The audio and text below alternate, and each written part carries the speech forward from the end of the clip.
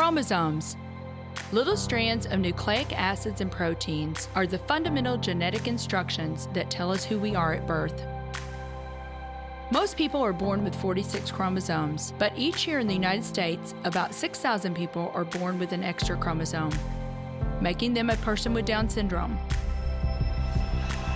If you've ever encountered someone with Down syndrome, you know that they are some of the kindest, most joyful people you will ever meet.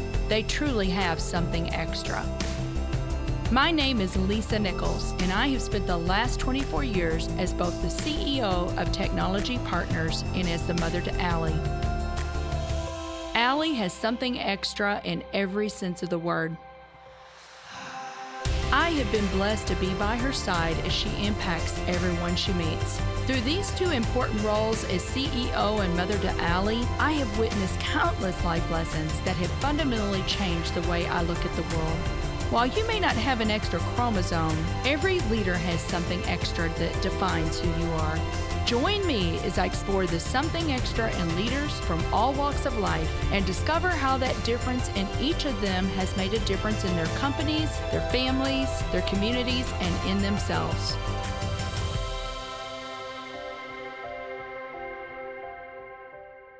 If you like this episode today, please go to Apple Podcasts or wherever you listen and leave us a 5-star rating. I'm thrilled to have Kristi Herold on the show today. Kristi is a speaker, best-selling author, and the founder and CEO of JAM. So Kristi Herold, I am so delighted, girl, that you are making the time to be on the Something Extra podcast today. Thank you so much. Thanks for having me, Lisa. I'm super excited to be here. Now, I have to say, I am just a little bit jealous because I am sitting in St. Louis where it's like -8 or something like that. And you're sitting in Costa Rica today. I love that. JAM, and we'll talk about this, but you were in Toronto, but you're now wintering in Costa Rica, which is awesome. Yeah, you know what? I spent a lot of winters. I grew up in a small city north of Toronto, about 4 hours north. So you can imagine it was really cold up there. And I actually love the snow. I grew up as an elite ski racer. I traveled the world as an alpine ski racer. So I actually love the snow. But as I've gotten a little older and become an empty nester, and I have the opportunity to work remotely, I kind of am really loving spending my winters in Costa Rica. And it's just allowing me to continue playing in a whole different way. I play tennis outside and pickleball. I was out playing pickleball last night at 5 in the evening. You know, it's pretty great to be able to keep playing the sports I love outside in the winters now. So I'm very fortunate and grateful for the opportunity. Yeah, I'm just thinking now, did you trade your skis for a surfboard? Yeah. Have you tried surfing? I've tried surfing and I don't think I'm not sure if I'm going to actually embrace it. Like I haven't given up on it entirely yet, but salt water really hurts my eyes. So I don't know. I'm finding myself really drawn to yoga, tennis, pickleball, lots of walks on the beach. I'm mountain biking. You know, I'm still being very active. I'm just not sure surfing's going to be my thing, but I haven't completely thrown in the towel on it yet. Right. Well, you've got lots of choices. That's the nice thing Yes, about it. But, absolutely. Kristi, I just want to go back. I always love to tell our listeners how we get connected. And I actually had 2 friends that connected us. And when you have 2 people saying, "Hey, you need to meet this person," it's like, okay, I really need to meet this person. So both Ryan Mortland and Steve Gattina, my really good friend that founding pray.com, was like, you got to meet Kristi. So I'm Both so amazing guys. Yeah, I was really happy they introduced us. Me too. Me too. But you're the CEO and the founder of the company JAM. We're going to talk a lot about this, but JAM is one of the world's largest adult recreational sports leagues.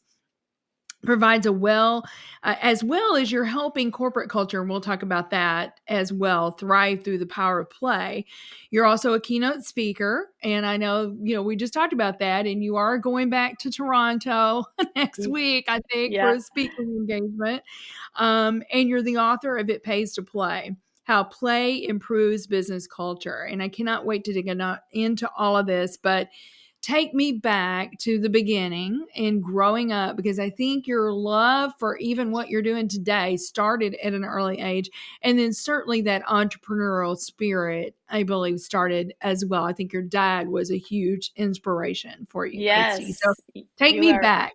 you are correct. I definitely was inspired. My dad was an entrepreneur. He ran his own business, and he was always home for breakfasts and dinners. He was always at all of our extracurricular events. He was always at all my sports events cheering me on, as was my mom, by the way. Incredibly fortunate to have such supportive parents who were always there for us. And I sort of watching my dad growing up, I was like, huh, like we have this really nice lifestyle.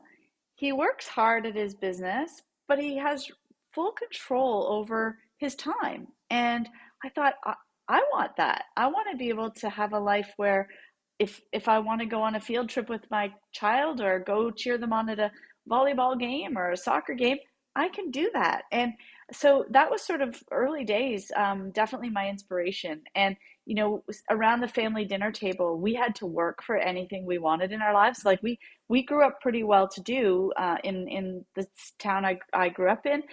We were very fortunate. However, nothing was handed to us.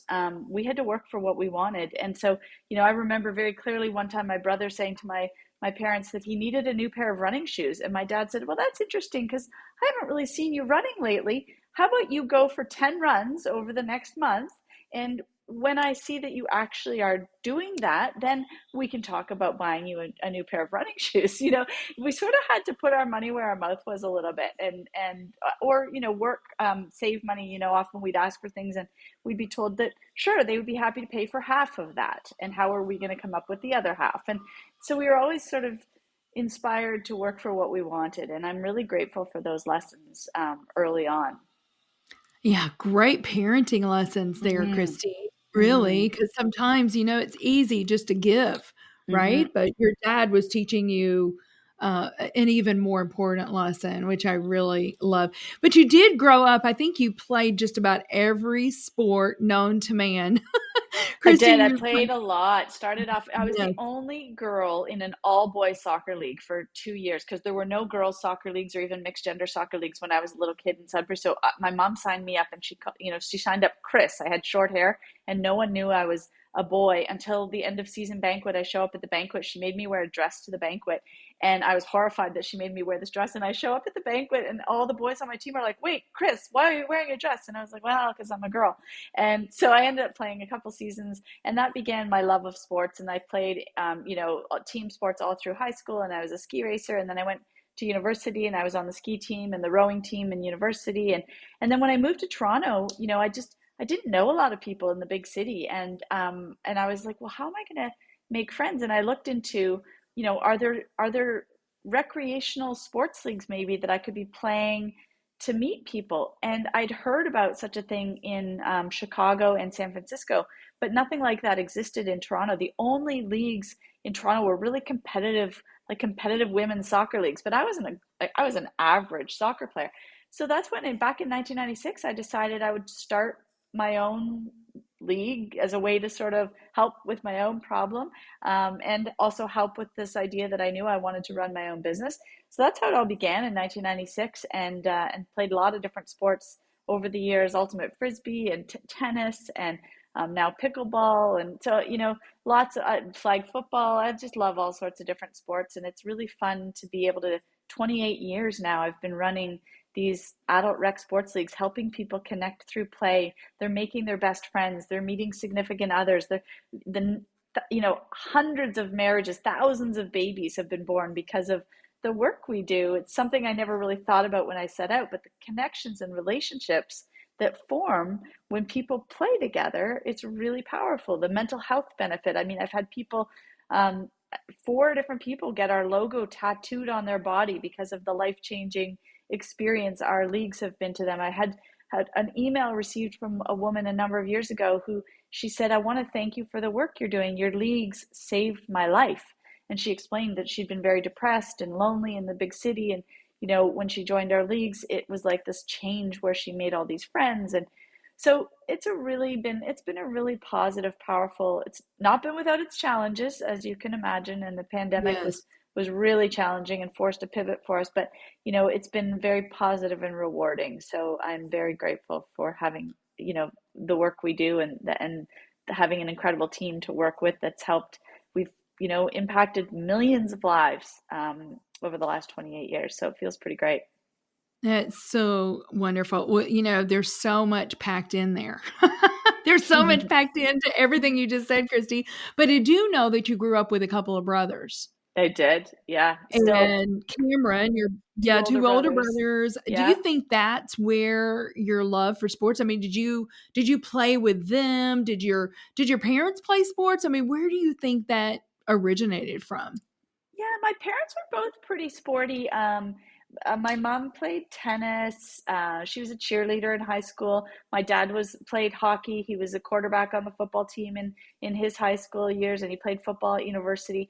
So they were both sporty. They loved golf, which was never my passion. I did a lot of caddying, spent a lot of time at the golf course growing up, but not really a sport I was passionate about. Although I'm reserving the right to change my mind as I get older. I might learn to love golf. Um, Yes. and so yeah, both my brothers were really involved in sports. We just all loved playing sports for sure. Definitely loved playing, probably more than watching. I think there's definitely some watching of sports that happened in my household, but I was never one to sit around and watch. I was definitely always trying to keep up with my big brothers. I wanted to be just like them, and so spent a lot of time chasing them around and their friends and asking to be included. And sometimes they would, and sometimes they wouldn't. but Right. but definitely probably made me. I'm not sure if that's where my love of sports came from. Who knows? Maybe, but I think it definitely made me probably a little tougher, because I was always having to fend for myself with two big brothers that sometimes they would be nice to me and sometimes they'd be wanting to, shoo me away. I had to fend for myself and prove myself out there if I was going to be able to Sure. stay on the street hockey game or be part of the football game. I had to be able to perform. So it had to be tough. Yes, yes, yes, yes. Well, there's so much psychology there, and we don't have time to get into that now, but as children, we do love this play. And then at some Hmm. juncture, and I think that's what you're trying to solve that, Kristi, with what you're doing is, Yeah. we lose that somewhere along the way. It's like, oh, there's no time for play. And we're going to talk a lot about that, Yeah. even with employers. But I want to talk about this because I think this is really funny. You went on and you pursued a Bachelor of Commerce from Queen's University. And then you also have a master's degree in entrepreneurship from MIT. And I wonder if that may be where you met, maybe Ryan or Steve. I'm not sure if you met them there. But I Yeah. think this is so funny. You tell the story about your first day at Introduction to Business. And I had to chuckle at this because the professor asked the students how many of them had a design to run your own business. And you were the only one out of 200 Yeah. that raised your hand. Yeah. I And I think was like, that's wait, so funny. what is everyone else doing here? Isn't this where you go to school to learn how to be an entrepreneur and run your own business? And apparently not. They were all there to learn how to, learn finance and investment banking, and they wanted to have jobs in marketing, and I was like, oh wow, am I in the wrong place? And I stuck it out for 4 years, but um, at the end of my first year, my marks were really bad, and the dean of commerce called me into his office and he said, "So you're on the ski team and the rowing team, and your marks in commerce are not very good. I think you better pick one team next year because clearly you can't handle both." And I sort of said, "Yes, okay, sir, I'll just do the ski team next year." And I walked out of his office and I was giggling to myself because what he didn't realize was I actually was running two businesses at the time. I was running a business selling custom clothing to students on campus, baseball caps and sweatshirts and t-shirts for clubs and teams. And then I had another business, a student painting franchise, College Pro Painters, that I was running. And so I was spending a lot of time hiring painters and doing marketing and doing estimates, selling paint jobs. So I was so busy with my real life businesses that I didn't really have time for schoolwork, and it didn't really interest me to the same extent. So Right. my marks never ever improved. I mean, I quit the rowing team, but my marks didn't improve because I kept running my businesses. I did really well with my businesses though, and I had a lot of fun, at school at the same time. So it all worked Well, out. Kristi, I'm just thinking everybody else is studying theory Yeah, and you're actually doing it, hands on. and I just love Yes, that. But, I also read somewhere where you had your own business before you could even drive. So I this was did. You've done your so research. ingrained in you, this Yeah. entrepreneurial spirit. I think you had a grass mowing business or something, That's what I did. Yeah, and I did a lawn cutting business, and I knew I could only have clients that were close enough that I could walk and push my lawnmower to. So when I did my marketing, I went door to door anywhere that was close enough for me to walk to, and I handed out flyers, and I had drawn a picture of my hand, and I wrote on the flyer, "Is your grass getting out of hand?" And I had these grass strips coming out of the hand. It was ridiculous. And I had my dad photocopy these pieces of these little flyers for me, and I delivered them to houses and knocked on doors. And I had about 10 clients, all within walking distance of my house. And I spent the summer as a 15-year-old cutting grass. And at the end of that summer, I remember another example of my dad being such a great mentor. I sat down and I said, "Dad, look at how much money I've made." I showed him, I'd kept track of every job I'd done and how long it had taken me. And I had figured out how much I had earned by the hour. And he said, "Well, that is pretty great." He said, "Imagine how much more you'd make if you hired students to work for you." And I was like, "What do you mean? Like, then I'm just paying them. How does that work?" And he said, "No, because you're going to charge $8 an hour and you're going to pay your students $5 an hour. So you're going to make 8 for yourself and 3 off of all the students you have." And I was like, "Oh my gosh," like it was this mind blowing, blew your you know, mind. yeah. And I was like, "Whoa, that's how that works." So I was so fortunate to have a great entrepreneur as a mentor, because he taught me a lot over the years, a lot of ups and downs that he showed me the way around. And I'm pretty grateful to have had both my mom and dad in my life. The way they were amazing. I've lost them both now, but Absolutely. they were pretty wonderful.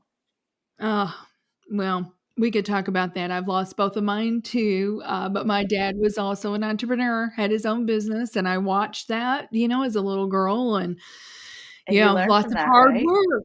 Yeah. Yeah, Yeah, not always absolutely. easy. Not Lots of hard always. work. Yes, Mhm. yes. So, but so let's fast forward because you've already talked about this, but you founded Jam. You moved to Toronto 3 years after moving. In 1996, you saw a gap because you were looking for community, right? Mhm. And you were Mhm. looking to meet people, and Yeah. that's when the idea was born. So, how many teams, participants do you think you guys have had? I think the first year, I think you had 55 teams sign up, something like that, Kristi? Yeah, close. The very first season, we had 52 teams that first summer season. So in that first year, we had 250 teams of people.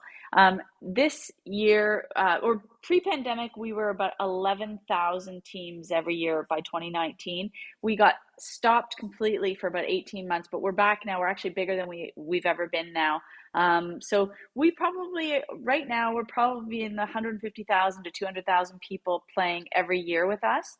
And over the course of the last 28 years, I mean, it's been easily, we're probably approaching 3 million people whose lives have been touched playing in our leagues. And my goal, the vision, is to get 1 million people playing every year. To know that we can be touching 1 million lives every year would be amazing, because I believe the ripple effect from people that play in our leagues is so powerful, or play in our corporate events.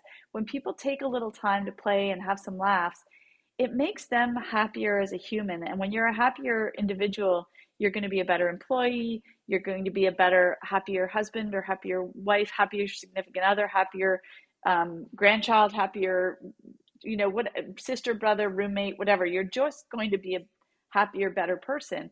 And so you think of, if we could get 1 million people playing every year, the ripple effect of that happiness is really powerful. It just feels like a fun goal to chase the 1 million people. And that, by the way, the idea for that 1 million person vision actually came from the Entrepreneur Masters program that I did with Steve and Ryan. Our leader, Brian Bro, is an incredible leader, and he talked a lot to us over the years about legacy. What's the legacy you want to leave? And I was like, what brings me the most joy? Well, seeing people playing is where I feel happiest, and what brings me joy. So if we are getting, at the time, I think it was a 50,000 people playing every year. If I could get 1 million people playing every year, that would be an incredible legacy, so that's where that all came from. Agreed. I love it. Well, Kristi, we've got so much more to talk about because I really want to dig in. There's studies, there's data that backs this up, right? Even how Mm-hmm. it can affect corporate culture. So we've Yeah. got a lot more to talk about, but we do need to take a quick break, and we'll be right back with Kristi Herold on the Something Extra podcast. In business, the tendency is to seek out partners who are bigger, faster, stronger. When it comes to IT, you should be looking for smarter, faster, better. That's just what you'll find with the talented technologists at Technology Partners. Our experts develop custom solutions to tackle your most complex challenges, all to simplify your processes in the smartest, most efficient way possible. The time to be swift and nimble starts now. Go to technologypartners.net/solutions and see what's possible. So welcome back, everyone, to the Something Extra podcast with Kristi Herold. So Kristi, let's talk about Jam and how you grew. I think like the first decade, I think you were growing more organically. There's all kinds of ways to grow, but then you started doing some acquisitions. So tell me about that journey and how Yeah. was that? Yeah, from 96 till probably 2016, almost 2 decades, probably 20 years, really was just organic growth. And that was with the intention, it was intentional to only be organic because I wanted a lifestyle business. I wanted to be around for my kids. But then as my kids were older, I was like, hey, I need some new challenges. I was a bit bored, decided in order to really go after this million people playing idea, which became the vision in 2016, I would need to do that with faster growth. And so how was I going to do that? I decided that mergers and acquisitions was going to be the best way, but I didn't know anything about that because, as you'll recall, I practically failed out of my finance classes in university. So I had to spend a lot of time having coffees and breakfasts and dinners with people way smarter than me to sort of understand what does it mean to do a roll-up of an industry. And so I started to understand that, and so started to do acquisitions. So since 2016, we've now done 10 acquisitions. I'm in the middle of our 11th. We should be closing next month on another deal in the US, actually, which is exciting. And so we've done, like 10 acquisitions that have helped us really grow our leagues into a number of different cities and helped us get much bigger, much more quickly. And then we've also started the other side of the business, the B2B side of the business, because of the pandemic. And that's where a whole different twist. Yes. Yeah. And I want to talk about that. So 2020, the world stopped, and Mm-hmm. I've got dear friends that were in the event space, Mm-hmm. not like you, but putting on events, production of Yes. events and it just So turned impacted. their business upside down. Kristi, Mm-hmm. very, very hard. But I think Cameron suggested to you, well, why don't you try virtual events? And you're like, what? How would that happen? So Yeah. tell me about pivoting there. And then it kind of launched you into what you're doing today with B2B. Yeah. So the pandemic, the mandates in Canada were incredibly harsh, right? Like some of my counterparts in the sports league industry in the US lost a couple months. In Florida, in Canada, we lost 18 months. We were shut down for 18 months. So crazy, crazy time. And a couple months into it, I remember, I was crying, feeling sorry for myself, and my big brother Cameron, doesn't suffer fools gladly, and he sort of gave me a bit of a kick in the butt. He said, "Kristi, all the health clubs are going virtual. You've got to go virtual." And I'm like, "Cam, you can't play soccer online. Like you can't play beach volleyball over your phone. How are we going to go virtual?" And he was like, "I don't know, but you're going to have to figure that out." And so I looked around in our industry. Some of the clubs in our industry in the US were starting to do virtual bingo and trivia. And I thought, hey, asked, how are you guys doing this? And learned some great lessons from a lot of people in our industry. And so we started offering these virtual events and decided, hey, maybe we could be doing this for companies. We're now working remotely. Everyone's working remotely. People are missing out on the laughs. Like, we had a great culture at our organization. And so started trying to sell corporate events, virtual events to companies, and it took off. We did over $1 million in revenue in our first year. We did over 1,500 events. We've now done over 4,000 events for companies all around the world. And these are things like escape rooms, scavenger hunts, game shows, trivia, bingo, all sorts of different fun virtual events. And as the pandemic sort of lifted a little bit, we realized, hey, we can be doing in-person events too. So I sort of jokingly tell people, I feel like I have this 27-year-old that just got off 2 years of life support. That's the Adult Rec Sports League B2C business.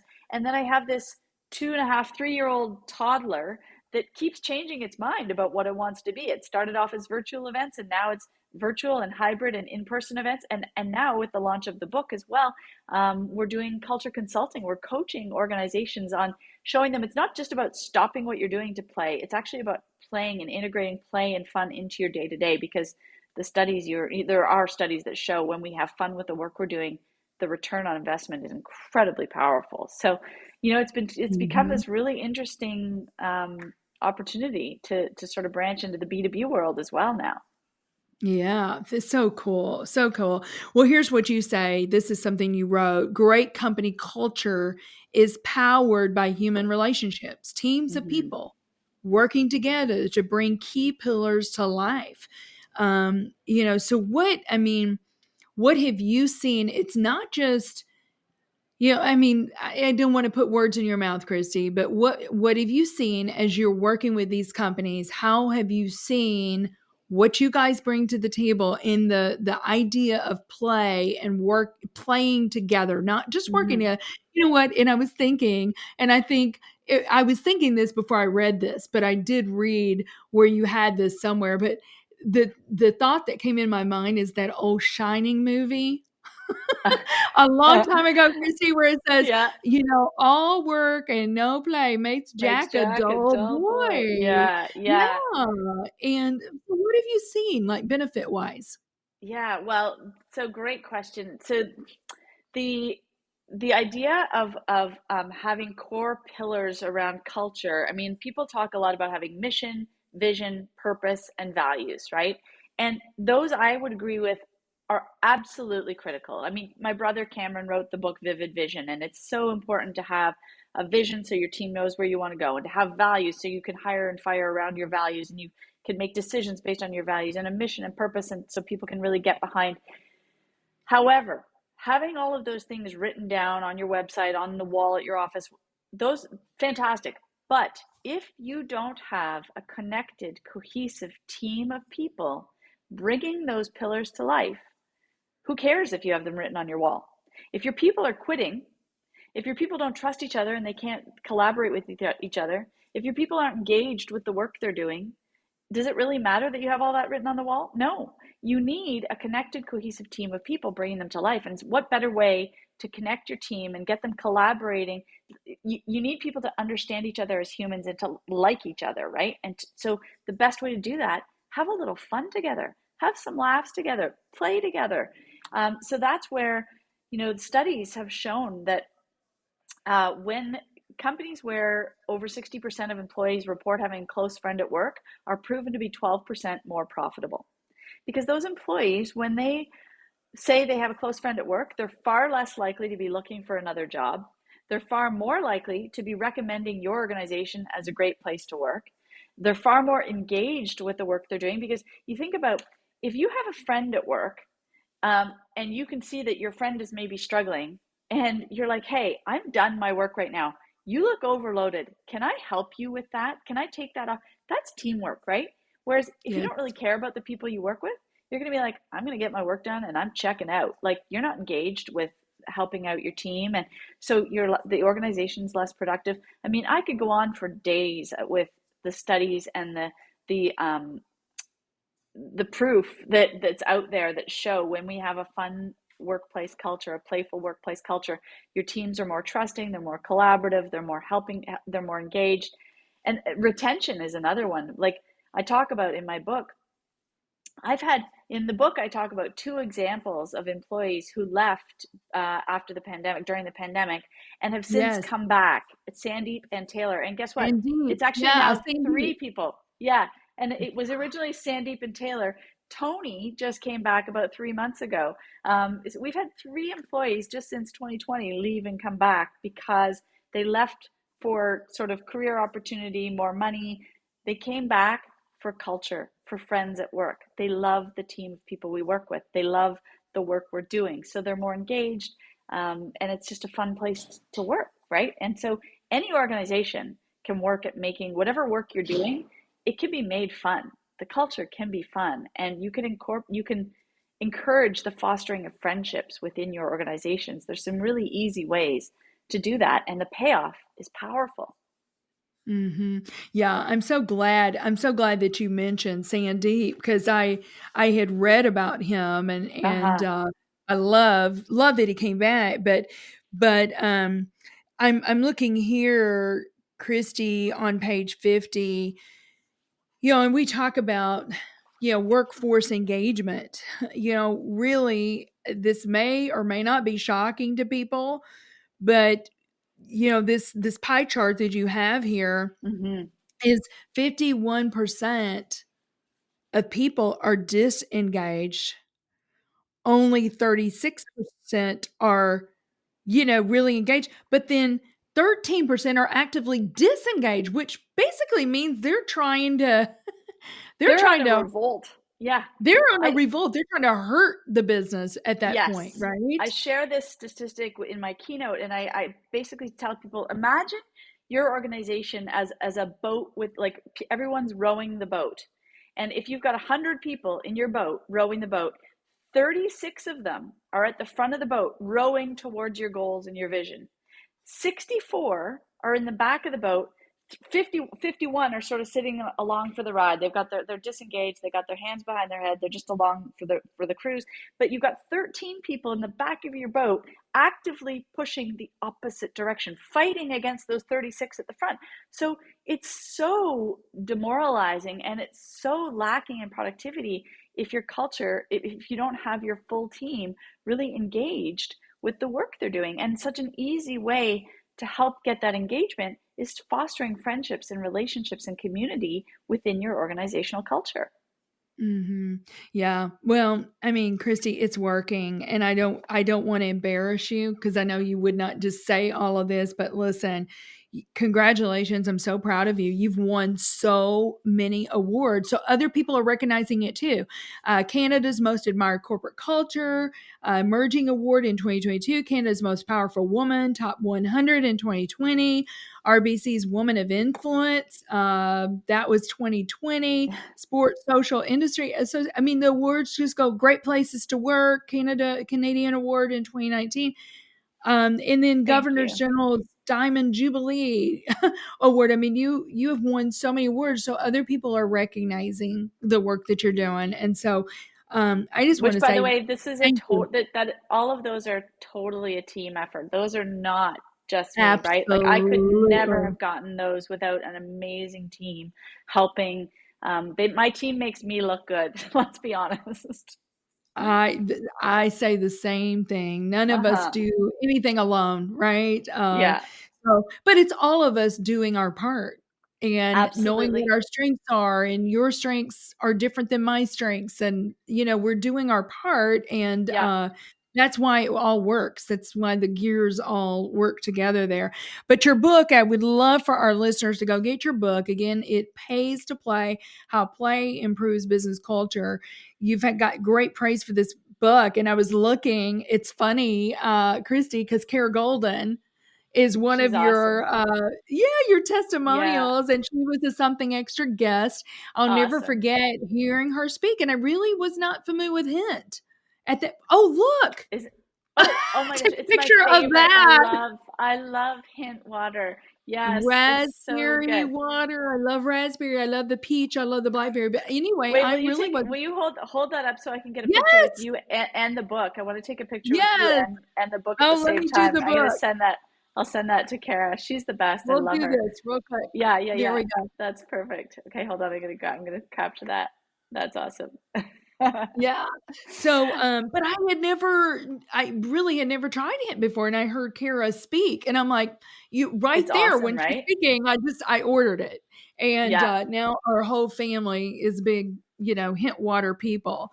Yes. But you've had great praise for the book. I love this, and I would love for you to tell our listeners a little bit about this. Your very first line in your introduction, Kristi, it's powerful. And here's what you say: play is powerful.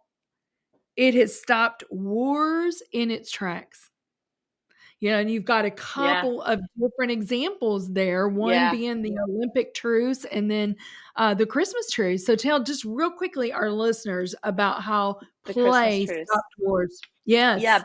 so World War One, German soldiers fighting against the Allies, and on Christmas Eve, they started singing to each other across the battlefield.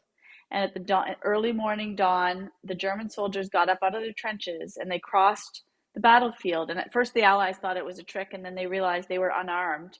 And they brought, so they also came up out of the trenches, and the Germans had brought gifts of food and cigarettes. They started singing songs. But the best part for me is that all of a sudden, a game of soccer breaks out on the battlefield. So here are these soldiers, and there's photographic evidence of this happening. Here are these soldiers who had literally been shooting at each other, trying to kill each other. They've put down their guns and they played a game of soccer, having this social connection with each other, this playful social connection. And unfortunately, as we all know, it didn't last, and they had to, they went back to killing each other. But for a few beautiful hours, the war was stopped, and they were playing. And it's a really beautiful example, I think, of just how powerfully we can stop if you've got infighting within your organization, you've got a lack of trust, a lack of collaboration, of poor connections happening amongst your team. You can foster strengthening relationships by actually having some playful elements within your organization. And my book is filled with tactics and ideas for actually how to integrate play into your day-to-day, because it's not just about stopping to play a game of soccer.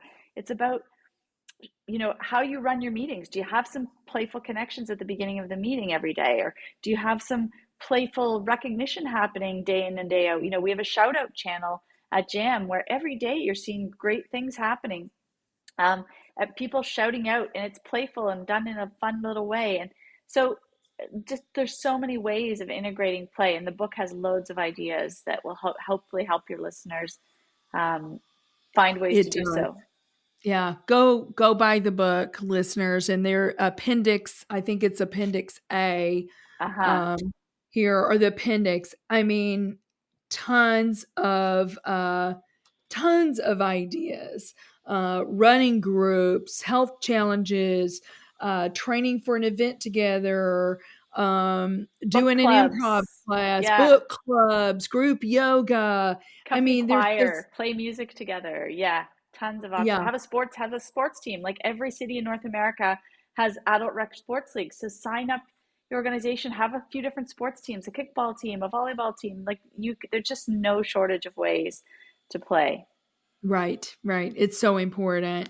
A couple things here, and we don't have time to go into a lot of this, but the average cost of replacing an employee is 50 to 150% of their annual salary. Yeah, it's expensive. Which it's very expensive, right? Mm-hmm. You also talk about the three main reasons that people quit: that they don't feel appreciated, they can't really handle the workload, the stress of the workload is too much, personal issues or strife with coworkers, clients. But really making fun a part of your culture really does lead to happier, more engaged employees. And I love that. So I really want our listeners to go and get your book. So I have, this is funny. You guys, you're the Brady Bunch family too. Yes, we are literally a Brady Bunch. My husband and I have 6 kids between us, 3 each, and his last name is Brady. So we truly are a Brady Bunch. The Brady Bunch. I just love it. Yeah. But how has play affected your family life? Because I'm sure you guys, and of course your kids are all out of the house now, but how did you guys incorporate play even in your family? I mean, we still play. We play all the time. We play games all the time, where there are always games of euchre going. Euchre's a card game that not a lot of people, I guess it's kind of Canadian. And do you know euchre? Because it's a bit Midwestern. I've heard of euchre. I don't know how to play euchre, but I'm going to find out now. I taught my Yeah. kids how to play young, euchre and cribbage and backgammon. There's always board games going on. But we also, my kids were just here in Costa Rica with me, and we played a ton of pickleball together. And there's just always fun ways to play. We actually took a bunch of Frisbees down and helped some children who had never seen a Frisbee before. We taught a bunch of local kids how to play the game of Ultimate and gave out Frisbees at Christmas to all these kids, and super fun. So there's just always ways to find ways to play and have some fun. And so, yeah, it's a big part of our family life for sure. My kids also tease me, but they always tease me because my tagline is to keep playing, right? That, I'm a big believer in we're never too old to keep playing. And so they always joke with me, #keep playing, Mom, so whenever I'm playing, they're always teasing me about that. But we have a lot of fun together. Well, that's awesome, Kristi. And, that's the legacy that you're leaving in them too. And hopefully they'll go on to incorporate that with their own families. I hope so. Let me say this. I'm so excited because I want you to tell our listeners you are so sweet. You're like, Lisa, I want to give a little something extra to your listeners. Just tell our listeners about that. And then I'm going to ask you what you believe that something extra is that every leader needs. And I think I know what that is, but yes. Yeah. So for your listeners, I wanted to give them a little something extra. So if they go to my website, which is KristiHerold.com, KristiHerold, KristiHerold.com/something extra 25. What they'll find there is a copy of my playbook PDF. So it's a 10-page 10 ways to integrate play into your workplace culture. And so filled with ideas. And also inside that is a 25% savings if they'd like to try a jam team building event with their company. They will get themselves 25% savings, or if they'd like to, if they're in one of the cities where we run our adult sports leagues, or if they'd like us to put together a private sports league for them, they can use that 25% code towards that. So that's our little something extra for your amazing listeners. Thank you so much. That is so sweet. That is definitely something extra. So, Kristi, this is called something extra. What do you believe is the something extra every leader needs? And I think I know what you're going to say. I think a little something extra every leader needs is to obviously to have some play and to have a sense of humor. I always encourage leaders. I think it's really important to take our businesses seriously, but not ourselves. Let's have some fun. Life's too short not to be playing and having fun. So that's in my mind, that's the something extra every leader needs, is that sense of humor, sense of playfulness, because life's too short. Beautiful. I love it. Well, Kristi, thank you again. This has been so much fun for me. This has been so playful for me to have you on the show today. So I really appreciate you making the time, and wish you just continued success. I hope our listeners reach out and hope they download your playbook and book an event with you. Thank you so much, Lisa. This has been amazing. I'm just so blown away by the research you and your team have done to prepare for this. Super fun and really, really appreciate it. Thanks. Thank you for listening to today's show. Something Extra with Lisa Nichols is a Technology Partners production. Copyright Technology Partners, Inc. 2019. For show notes or to reach Lisa, visit tpi.co/podcast. Don't forget to leave a review on Apple Podcasts, Google Play, or wherever you listen.